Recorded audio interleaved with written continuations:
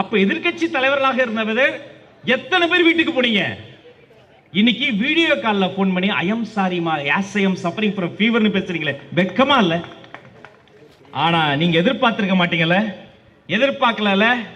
Video காலில் பேசும் தலைவர் அல்ல, வீட்டுக்கே வந்து பேசும் தலைவர், வெற்றி தலைவர். இது தொடக்கம் தான், இது தொடக்கம் தான். மணி சொன்னாப்ல மாதிரி பிஜேபியும் திமுகவும் அவங்க வந்து பயங்கரமா இருக்கிறாங்க. ஆமா, தமிழ்நாட்டில் போய் மைக்க நீட்டுங்க நம்ம மீடியா நண்பர்கள். நாங்க மோடிக்கும் பயப்பட மாட்டோம், ஈடிக்கும் பயப்பட மாட்டோம். கட் பண்ணா சாயந்தரம் தலைப்பு செய்தியில பாக்குறேன் ஒரு கேரக்டர் கைய பிடிச்சுக்கிட்டு, தெய்வமே தெய்வமே உன் கைய காலா நினைக்கிறேன் தெய்வமே. என்னன்னா இல்லப்பா நான் நிதி வாங்க போனேன், நிதியை காப்பாத்த போனேன். என்ன லோக் ஆயோக் நிதியா? குடும்ப நிதியை காப்பாத்த போயிருக்காப்ல.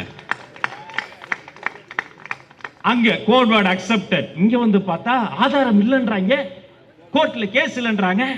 இங்க இந்த ஆலமரம், அரச மரம், வேப்ப மரம், முருங்கை மரம், ஏதோ ஒரு மரம், அந்த மரத்துல இருக்கக்கூடிய ஒரு வாரிசு அக்கா, அவங்களை எனக்கு ரொம்ப பிடிக்கும், உண்மையிலேயே தகுதியான படித்த ஒரு மனிதர்.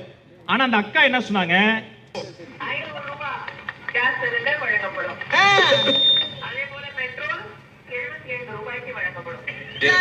அதே போல டீசல் 62 ரூபாய், விவசாய கடன் ரத்து செய்யப்படும்.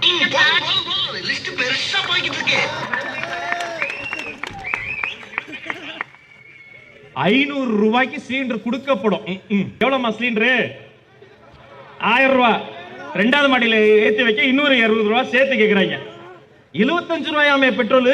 75 ருபீஸா பெட்ரோல் எரியாது. இதை கேட்கும் போது வயிறு எரியுது எங்களுக்குலாம். ஏன்பா அப்புறம் சொன்னாங்களே, கல்வி கடன் முடித்து வைக்கப்படும், விவசாய கடன் முடித்து வைக்கப்படும், 2026 உங்க ஆட்சி முடித்து வைக்கப்படும்.